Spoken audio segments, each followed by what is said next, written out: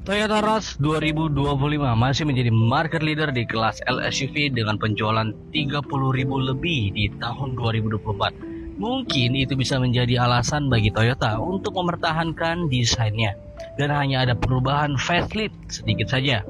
Dan perubahannya juga minim sekali. Dan bagi kamu yang lagi mau beli Toyota Rush dan berencana untuk menjadi mobil pilihan keluarga kamu, tonton dulu video ini sampai habis karena kita akan mengupdate perubahan fitur, harga terbaru, promo di bulan April 2025 ini, dan langsung aja kita masuk ke review real Toyota Rush One Camera bersama Auto Ins.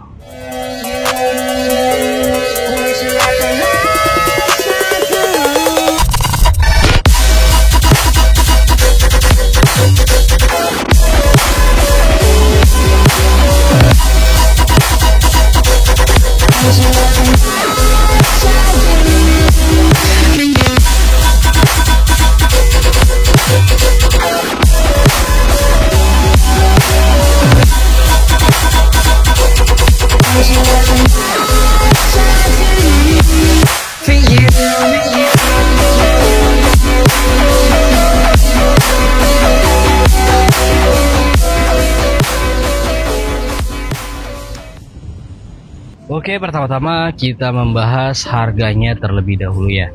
Untuk Toyota Rush tipe GR harga mulai dari Rp299.200.000. Ini untuk tipe manual, dan Rp314.600.000 tipe yang Matic-nya. Dan ini adalah harga yang berlaku di bulan April dan untuk wilayah Jabodetabek. Dan tentu aja belum dipotong diskon yang berlaku di bulan ini. Dan bagi kalian yang ingin diskon maksimalnya berapa dan apa aja program yang berlaku di bulan April ini, kalian bisa langsung menghubungi nomor sales senior di video ini. Akan kita cantumkan di pojok kiri atas. Dan ini adalah sales yang saya bisa percaya dan bisa rekomendasikan karena sudah terbukti bisa memberikan harga terbaik saat ini. Dan untuk pembahasan promo nanti ada di akhir video. Nah, langsung kita mulai aja untuk pembahasan review Toyota Rush GR. Untuk bagian depan, grillnya ini berbeda ya, dan bisa kita lihat warnanya ini sekarang black glossy atau bisa dibilang juga black piano. Dan ada tambahan emblem GR-nya nih di sini, dan juga di bagian lampu ini di lampu ini masih pakai headlamp LED multi reflektor, dan juga alisnya ini mempercantik ya di bagian sini nih. Kalau lampunya dinyalakan akan terlihat lebih bagus lagi. Di bagian gelapnya ini coba kita tes ya.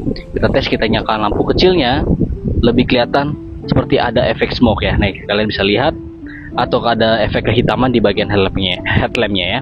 Dan untuk di lampu sein masih menggunakan bolam biasa. Kemudian ada perubahan juga di bagian ini nih, di bagian bumper depannya. Bentuknya berbeda dengan yang lama. Contohnya seperti ini, yang yang sebelum facelift dan ini sudah facelift ya. Untuk fog lamp masih menggunakan bolam biasa.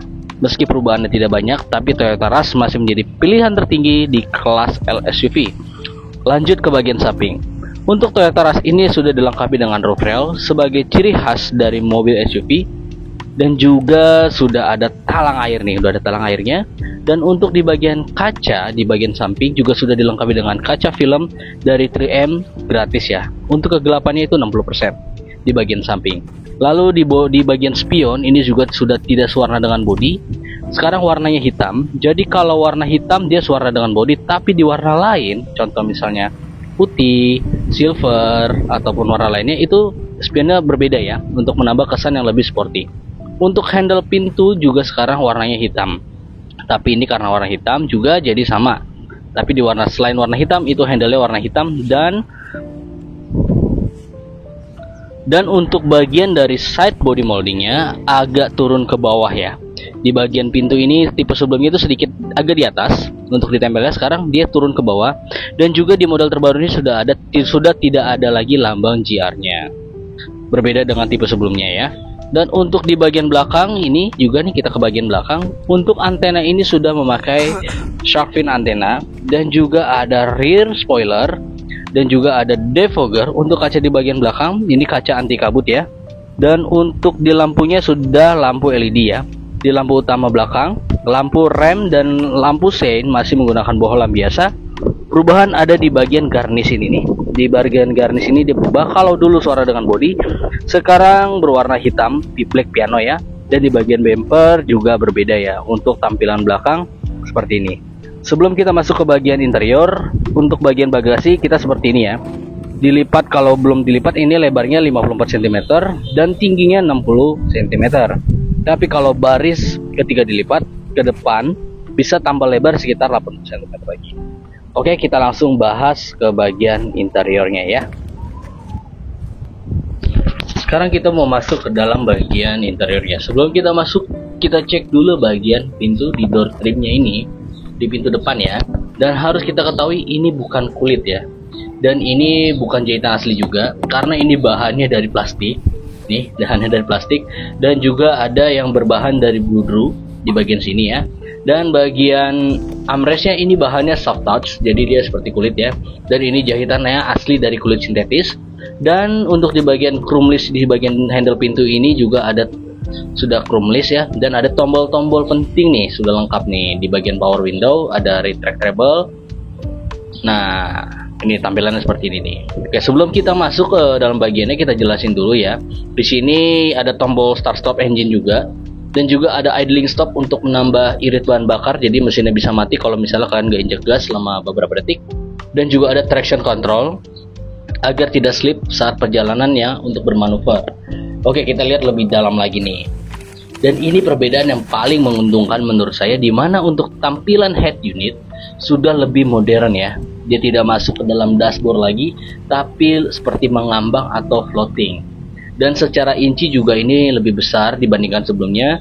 Kalau yang sebelumnya itu 7 inch, sekarang sudah pakai 9 inch.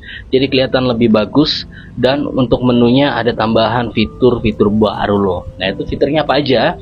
Itu fiturnya pertama ada NFC. Jadi kalian bisa cek e-tol kalian di sini.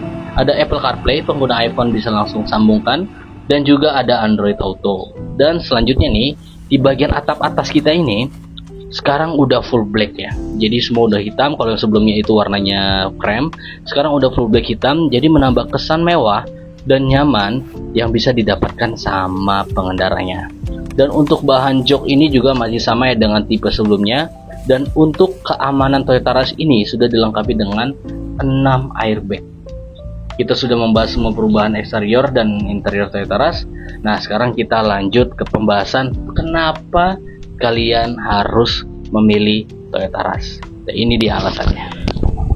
Ini dia alasan kalian harus memilih Toyota Rush. Pertama, sistem penggerak roda belakang atau bisa dipanggil rear wheel drive. Secara teknis lebih durable dan lebih bertenaga dibandingkan penggerak roda depan.